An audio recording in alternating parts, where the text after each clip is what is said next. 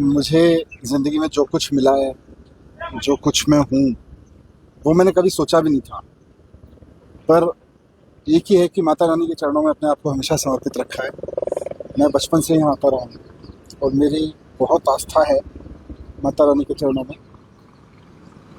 जब तारीफ़ मिल रही थी, जब नाम हो रहा था, जब सम्मान मिल रहा था, उस वक्त भी मैं माँ के सामने आके कहता था कि ये भी तूने दिया है। जब जेल भेजा तब भी मैंने माँ को कहा ये भी तूने ही भेजा है। जब निकल के आया तब भी मैं आया कि उसके लिए भी धन्यवाद। सच तो मुझे भी पता था और मेरी माँ को भी पता था। तो मैं तो हमेशा यही कहता था कि तेरे को तो पता ही है, जो तूने करना है कर ले, जो कराना है करा ले।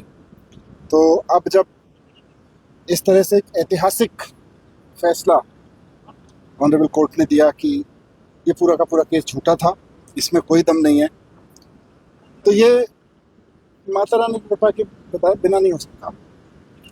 सच्चाई वो भी जानती है। मेरे दिल में मेरे जीवन की सच्चाई उसको पता है। तो उसने कुछ ऐसा चमत्कार किया कि बस मुकदमा तक चलाने लायक नहीं समझा गया उस पूरे केस को, जिस पे मुझे बदनाम किया गया, जिसकी वजह से मुझको जेल भेजा गया, जिसकी वजह से मेरे परिवार को प्रताड़ित किया गया, जिसकी वजह से मेरी पार्टी को प्रताड़ित किया गया। उस पूरे केस को मुकदमा चलाने लायक नहीं समझा गया। ये जय माता दी है, हमेशा जय माता दी बनी रहे। सर, आज की डेवलपमेंट ये है कि आपका जो जो मुख्यमंत्री हैं अरविंद केजरीवाल जी, आपके सहित 21 आपके जो सहयोगी हैं, एमएलएज हैं, उनके खिलाफ जो सीबीआई ने जो चार्जशीट दी है, हाई कोर्ट ने आपका वो जवाब तलब किया उसमें। देखिए, जिस दिन से ये केस शुरू हुआ था सबको पता था झूठा है, लेकिन कानूनी कार्रवाई है, बहुत सारी चीज़ों में समय लगता है। जिस तरह से हम यहाँ से पाक साफ निकले, ये पूरा केस ये कहीं भी चले जाए, निकलना तो पाक साफ ही है। इतना ज़रूर है कि भारतीय जनता पार्टी और मोदी जी अपने आप को एक्सपोज करने से, अपनी गिरी हुई हरकतों से कहीं बाज नहीं आते। उन्हें शर्म आनी चाहिए थी कि इन बच्चों के ऊपर माता रानी का आशीर्वाद है, सच का आशीर्वाद है, अब इनको और परेशान मत करो। लेकिन आप देखिए कि जब जज साहब ने सीबीआई केस में हमको आरोप मुक्त कर दिया, आरोप चलाने लायक नहीं समझा, उस वक्त मोदी जी हाई कोर्ट गए हैं कि जी ऐसा ना हो इनके ऊपर ईडी का केस रुक जाए, इनके ऊपर ईडी के केस पे स्टे लगा दो। तो मोदी जी ईडी के केस पे स्टे लगवाने के लिए हाई कोर्ट गए। शर्म आनी चाहिए कि सीबीआई मामले में जब पूरा का पूरा बरी हो गया तो ईडी का केस तो कोई बनता ही नहीं। तो अब ठीक है, भगवान देख रहा है कौन सच्चा है कौन झूठा है। सर, मोदी जी भगवान नहीं है, मैं ही जानता हूँ। सर, एक सवाल और रहेगा कानून व्यवस्था को, दिल्ली की कानून व्यवस्था को लेके।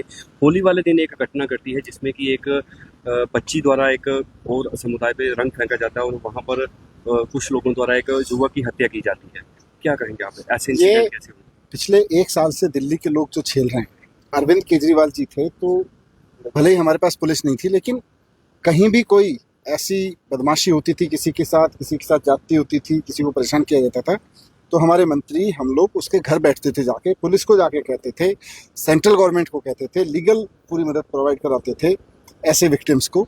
लेकिन आज दुर्भाग्य से भारतीय जनता पार्टी की सरकार और ऐसी मुख्यमंत्री बैठी हैं दिल्ली में जो किसी विक्टिम के घर जाना तक ज़रूरी नहीं समझती हैं, जो किसी के जख्मों पे जाके ये तक कहना ज़रूरी नहीं समझती हैं कि आपके साथ गलत हुआ है।